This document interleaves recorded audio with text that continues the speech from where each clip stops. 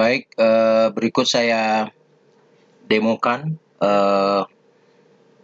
aplikasi Sistem Informasi Manajemen Pelaksanaan Pilkada atau SIMPEL Pilkada, SIM Pilkada. Pertama, setelah masuk ke modul depan ini, tampilan depan ini kita masukkan akun dulu. Ini demo untuk versi Provinsi Bengkulu, jadi Pilkada Provinsi Bengkulu. Demo .bengkulu @gmail.com. Ini versi demo ya untuk SIM Pilkada Bengkulu, Provinsi Bengkulu, Indonesia, kecil semua. Iya. Kita sudah masuk ke sistem aplikasi. Pertama yang saya lihatkan di sini ada fitur check-in ya. Check-in ini nanti bisa digunakan untuk mendetek lokasi ya, karena di sini juga sistem ini langsung ada deteksi lokasi menggunakan GPS ya. Kalau pada saat pencoblosan itu saksi TPS akan kedetek apakah dia sudah hadir di TPS jam 7 pagi itu pada hari pencoblosan atau belum ya, akan kedetek di sistem check-in ini ya. Ini untuk mengecek lokasi. Google Map-nya keluar ya, atau GPS-nya keluar di sini. Ini kita simulasikan aja ya, untuk tampilan demo seperti ini ya. Jadi GPS location-nya itu langsung menunjukkan ke lokasi beradanya TPS nantinya gitu. Oke. Selanjutnya pada kegiatan pertama di aplikasi ini, yang pertama kali dijalankan adalah fitur manajemen tim. Jadi tim sukses, relawan, kemudian koordinator tiap kecamatan. Kalau ini tingkat provinsi ada koordinator kabupaten ya, di Bengkulu. Jadi ada ketua koordinator kabupaten. Itu setiap koordinator kabupaten itu datanya di-input ke sistem. Nah, di Bengkulu ini ada Kabupaten Bengkulu Selatan, Bengkulu, Kabupaten Rejang Lebong, Kabupaten Bengkulu Utara, Kabupaten Kaur, Seluma, Muko-Muko, Kabupaten Lebong, Kabupaten Kepahiang, Kabupaten Bengkulu Tengah, dan Kota Bengkulu. Nah, ini jumlah TPS-nya setiap kabupaten kotanya di Bengkulu. Ini versi demo kami ya, yang sudah menyesuaikan dengan kondisi Bengkulu. Ini Korkap. Korkap ini untuk pilkada provinsi. Kalau pilkada kabupaten kota nggak ada Korkap, koordinator kabupaten ya. Langsung di Korcam. Nah, setelah koordinator kabupaten terisi data personilnya, lalu masuk pelengkapan di koordinator kecamatan. Koordinator kecamatan di tiap kecamatan di kabupaten tadi ya. Ini sesuai Korcam untuk Bengkulu ya. Ini ada kabupaten-kabupatennya, jumlah TPS. Nah, koordinator kecamatan ini direkrut oleh koordinator kabupaten. Untuk para koordinator kabupaten lah yang tahu siapa tokoh-tokoh di tiap kecamatan yang bisa diandalkan untuk menjadi koordinator pemenangan paslon kita di kecamatan-kecamatan itu. Setelah koordinator kecamatan terekrut datanya, orang-orangnya, dan datanya sudah diinput ke sistem, baru koordinator kecamatan melengkapi koordinator kelurahan dan desa, Korkel ya, koordinator kelurahan dan desa. Korcam koordinator kecamatan, ini Korkel koordinator kelurahan dan desa ya. Misalnya pilih kabupaten kotanya Rejang Lebong, Ya, pilih kecamatannya yang ada di Rejang Lebong, ada Kota Padang, Sindang Beliti Ilir, Padang Ulak Tanding, Sindang Kelingi, Binduriang, ya, Curup, ya, dan seterusnya. Banyak kecamatannya di Rejang Lebong ini. Misalnya dipilih Kabupaten Kaur, ya, yang keluar adalah kecamatan-kecamatan yang ada di Kaur. Ya, di sistem ini sudah lengkap semua. Ya, sampai nama desa juga sudah lengkap di sini. Ini kelurahan dan desa, ya, kecamatannya, kabupaten kotanya, ya, Ketaping, Terulung, Manggul, kelurahan Tanjung Besar atau desa Tanjung Besar, Lubuk Sirih Ulu, Lubuk Sirih Ilir, Tanjung Raman, Kayu Kunyit, Kota Padang, Melau, Gunung Sakti, dan lain-lain, dan seterusnya. Banyak sekali. Ada 1.520 rekod, ya, kelurahan, nama kelurahan dan desa-desanya itu. Luar biasa. Kemudian setelah Korkel dilengkapi datanya, ya, baru dilengkapi data koordinator TPS. Nah, ini Korkel yang masih Korkel tadi, ya. Bisa klik, ini rekapnya, bisa di print. Jadi kalau rapat-rapat koordinasi tim ses, nanti bisa dipantau. Kita Korcam nih masih kurang nih, 20 kecamatan, masih kosong orangnya.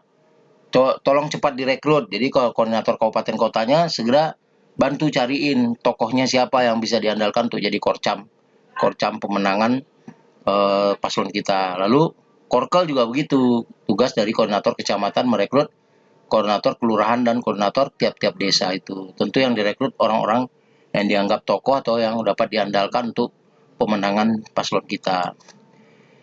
Kemudian begitu juga relawan TPS, ini sampai ke tingkat basis TPS, ya. Relawan TPS ini adalah orang-orang yang dipercaya untuk atau ditugaskan untuk membantu pemenangan di tiap TPS, ya. Nah, ini yang merekrut adalah Korkel dan Kordes, ya. Kalau di desa ya Kordes, koordinator desa. Koordinator TPS ini, relawan TPS kita menyebutnya, ini ujung tombak. Karena mereka yang diharapkan nanti menjadi ujung tombak pemenangan tiap TPS. Nah, disarankan dengan sistem ini juga dilengkapi relawan-relawan TPS ini sesuai jumlah TPS yang ada di Provinsi Bengkulu tadi, ya. Ini bicara secara idealis sistem kita untuk menang, ya. Ya, kalau yang asal-asalan ya dia kosong-kosongkan data sehingga paslon yang dirugikan. Jadi Korkelnya nggak lengkap orangnya, Korcamnya orangnya cuma 20% ada, koordinator TPS cuma 10%, ya, sementara hari pencoblosan tuh udah tinggal 2 minggu, ya udah nggak keburu. Makanya kalau memang paslonnya sudah dapat rekom dari partai pengusung, ya segera saja sistem ini dipersiapkan, karena pekerjaan ini tidak main-main, pekerjaan sangat serius dan memiliki struktur, level, dan tahapan. Nah, sistem ini bisa menjadi SOP, membantu sebagai memperkuat SOP pemenangan tim, ya, tim ses. Data itu yang diinput sudah termasuk NIK, ya. Kenapa NIK juga dimuat? Nomor HP juga dimuat. Nomor HP ini untuk komunikasi dengan sistem, kan nanti ada GPS location-nya, bisa melacak juga, dan verifikasi, validasi, dukungan juga bisa untuk calon suara. Kemudian nomor induk kependudukan, nah ini ada GPS location-nya. Ini nanti akan divalidasikan oleh sistem ke DPT. Kenapa? Karena sistem ini akan memuat daftar pemilih tetap yang ada dari KPU tiap kelurahan, ya, oleh Korkel, Kordas ngambil, minta datanya dalam bentuk tabel Excel, diuploadkan ke sistem. Itu yang melakukan uploadnya adalah admin, ya.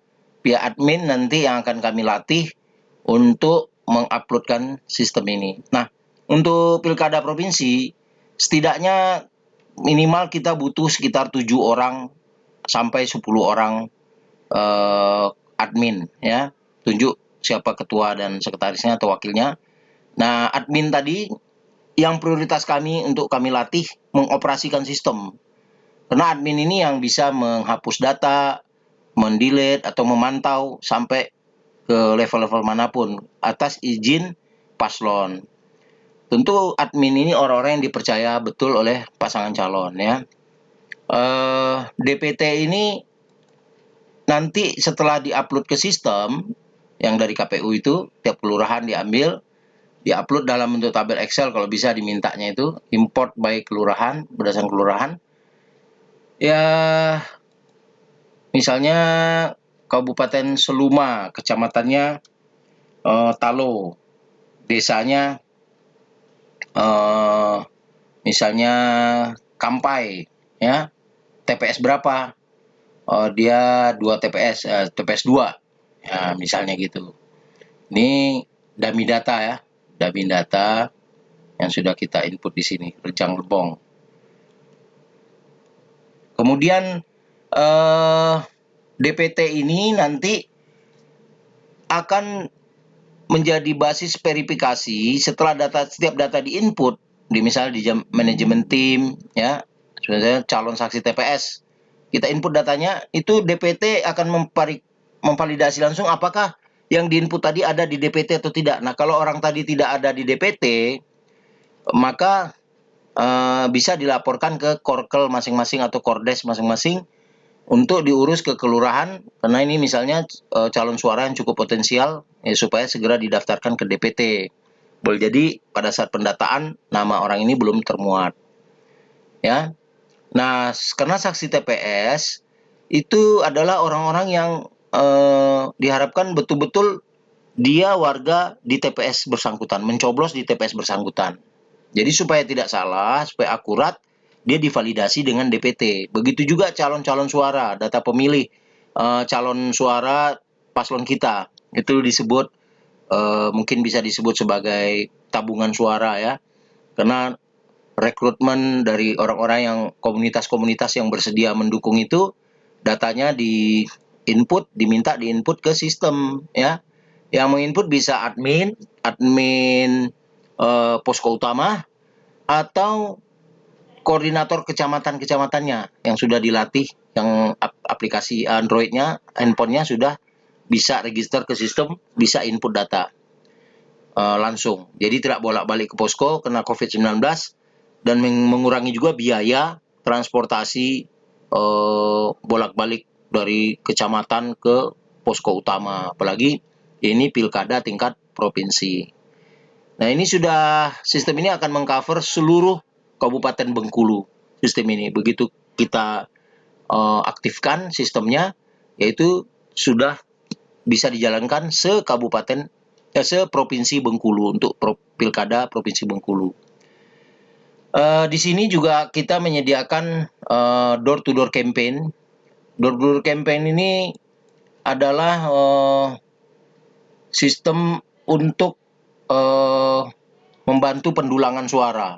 Jadi kegiatan ini biasanya dilakukan oleh koordinator kecamatan bekerja sama dengan koordinator desa dan koordinator kelurahan ya, menyisir rumah-rumah warga pada putaran kampanye nanti untuk langsung merekrut warga-warga di tiap rumah itu untuk mendukung paslon kita.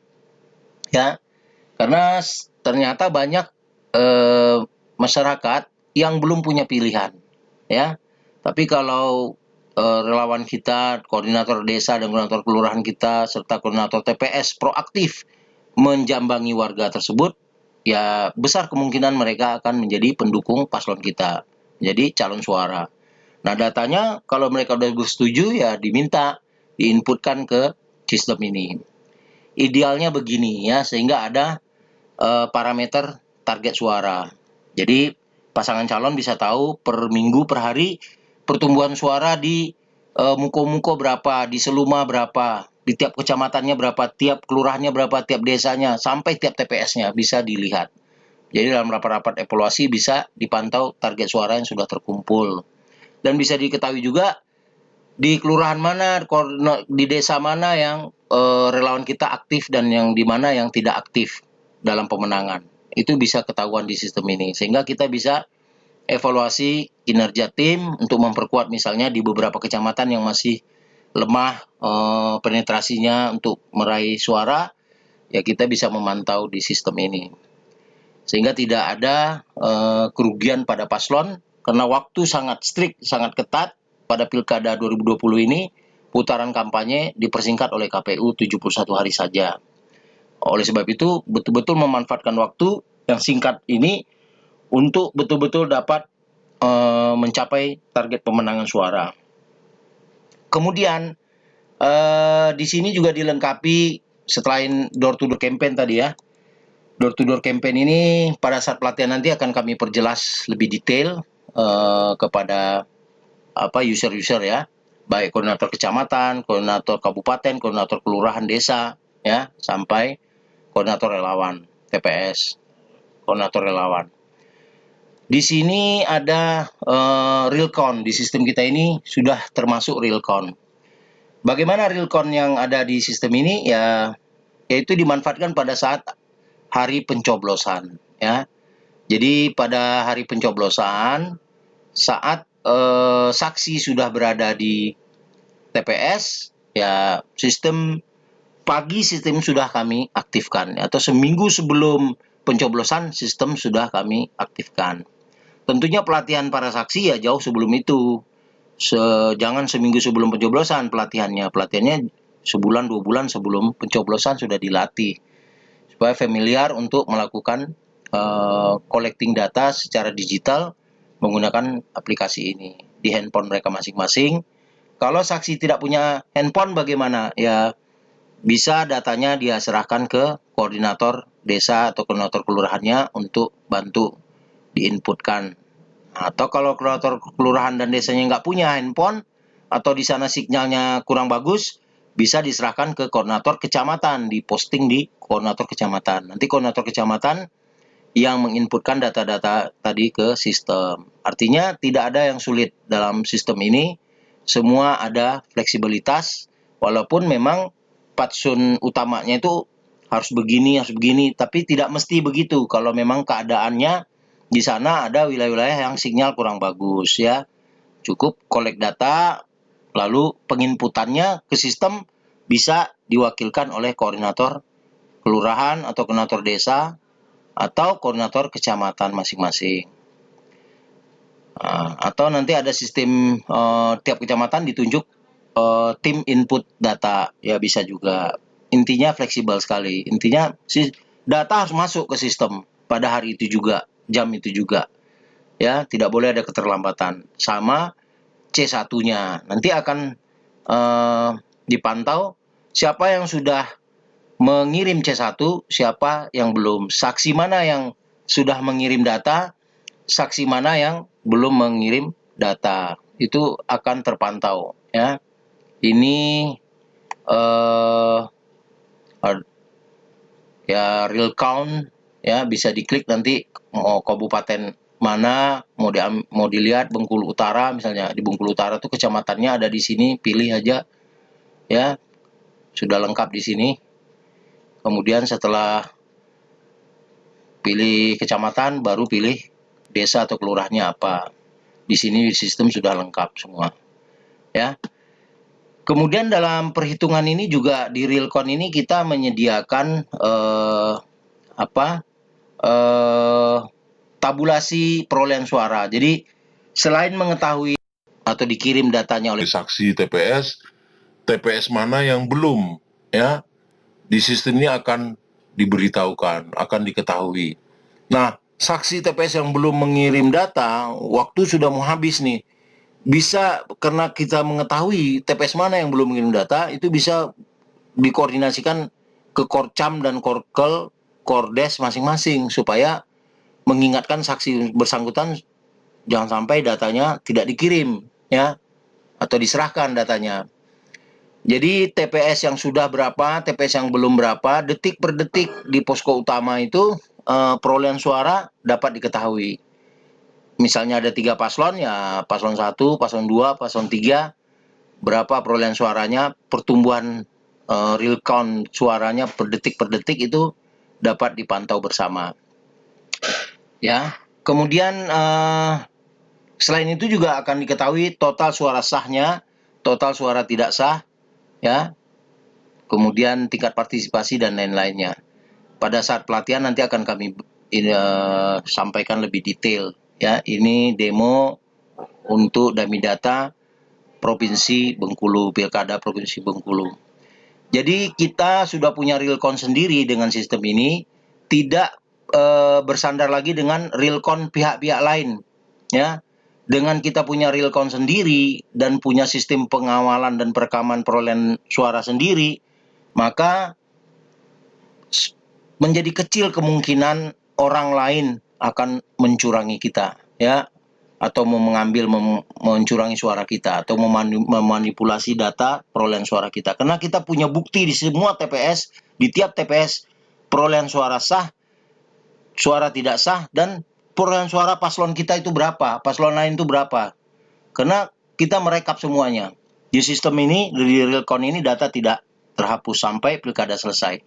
Gunanya apa? Gunanya pada saat misalnya terjadi gugatan perselisihan pemilu kada di Mahkamah Konstitusi, kita punya bukti perolehan suara yang dapat ditampilkan di persidangan ya, sehingga kita mengatakan suara kita sekian, kita bisa membuktikan ini loh bukti perolehan suara kami, dan kami pakai sistem teknologi digital yang sudah merekam semuanya secara detail. Kemudian sebagai bonus kami memberikan di sini ada fitur manajemen isu. Oke, realcon tadi sudah. Manajemen isu ini gunanya untuk bidang advokasi hukum dan bidang media ya, karena dalam pilkada itu selalu ada black campaign, ada hoak, ada serangan-serangan fitnah, menjelek-jelekan dari orang lain, pihak-pihak lain kepada paslon kita. Nah, tim bidang media dan tim advokasi itu bisa memanfaatkan modul ini untuk merekap seluruh yang sifatnya black campaign, hoak, ya, fitnah, adu domba dan lain-lain yang merugikan paslon kita. Ya tinggal bidang advokasi hukum ingin menindaklanjutinya bagaimana, itu tergantung bidang advokasi hukum. Misalnya mau dilaporkan ke Bawaslu atau Panwaslu setempat, atau misalnya ke Polri karena itu menyangkut nama baik, atau misalnya ke Gakumdu, ya tergantung bidang advokasi yang tahu ya. Tapi kalau kita tidak punya rekap dan bukti ujaran kebencian, hoak, dan baik itu di Facebook, di Twitter, kita nggak bisa rekam itu, ya kita akan sulit nanti untuk melakukan proses ya penegakan hukum. Nah, ini pentingnya, ini sebagai bonus dari kami apabila klien kami jadi menggunakan sistem ini, ada bonus dari kami. Selain juga kami akan bantu melalui device ID untuk sistem iklan digital ke Android, ke smartphone milenial, handphone milenial, dan swing voter, teknologi yang lain ya, untuk membantu potensi tambahan suara dari milenial dan swing voter itu disebar ke seluruh provinsi Bengkulu kepada kalangan milenial dan swing voter. Teknologi tersendiri itu terpisah, itu ada yang juga menjadi services dari kami apabila sistem ini dipakai dalam pilkada bersangkutan. Demikian yang dapat kami jelaskan secara ringkas ya, secara ringkas. Lebih detailnya tim dari paslon bisa pelajari sendiri aplikasi ini, khususnya orang yang paham betul tentang pilkada. Kami sangat berkeyakinan mereka menyatakan sistem ini amat diperlukan. Kenapa?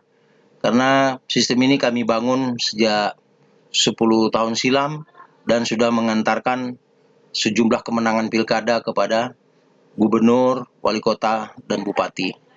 Dan manajemen pemenangan yang diterapkan di aplikasi ini betul-betul runut ya, dan menguntungkan pihak paslon. Dan dengan COVID-19 ini ya kami menyesuaikan supaya sistem ini bisa diakses juga dengan Android, sehingga tidak bolak-balik ke posko, kumpul-kumpul di posko, yang memang di era COVID-19 ini tidak disarankan kumpul-kumpul di posko rame-rame gitu tanpa ada urusan dan kepentingan yang urgent. Demikian yang dapat saya sampaikan. Terima kasih. Saya Arif RCH dari Inkrenusa Jakarta, konsultan teknologi pemilu dan pilkada. Salam sukses untuk Anda. Terima kasih.